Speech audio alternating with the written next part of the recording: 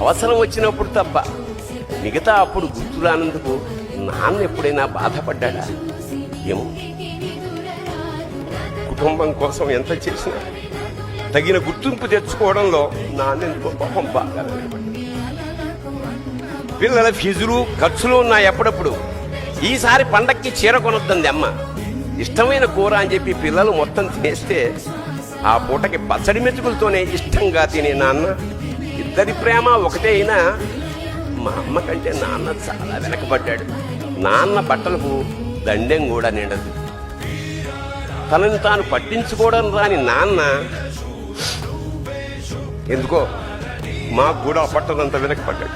నాన్న ఇలా వెనకబడిపోవడానికి కారణం ఆయన మా అందరికీ వెన్నెముక కావడమే. వెన్నెముక వెనక ఉండబట్టే కదా దన్నుగా నిలబడగలుగుతున్నాం.